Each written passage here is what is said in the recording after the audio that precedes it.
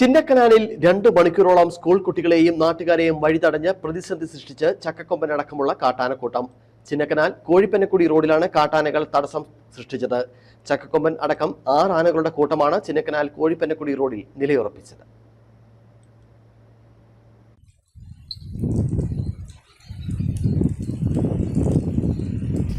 ഇന്നലെ വൈകുന്നേരമാണ് സംഭവം. ചിന്നക്കനാലിൽ നിന്നും കോഴിപ്പന്നക്കുടിയിലേക്ക് വരുന്ന റോഡിലാണ് കാട്ടാനക്കൂട്ടം ഇറങ്ങിയത്.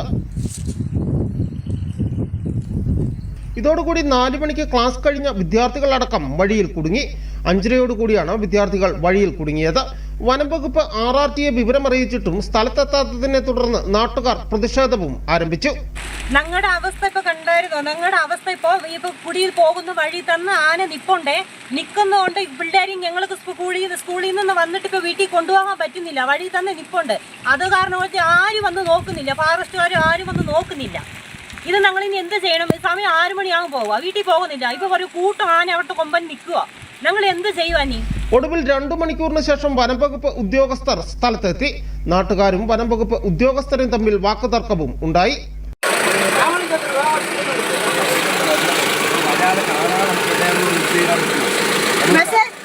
ഇവിടെ ഉണ്ടെന്ന് അറിയാലോ.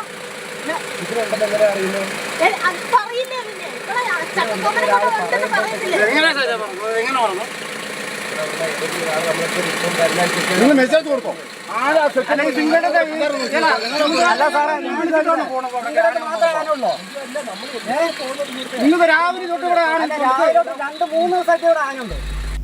ഒടുവിൽ ആനക്കൂട്ടത്തെ വനംവകുപ്പ് സംഘം തുരത്തി ഓടിച്ചു. മേഖലയിൽ കാട്ടാനയുടെ ശല്യം തുടർക്കഥ ആവുകയാണ്. News bureau, Udumbanchola.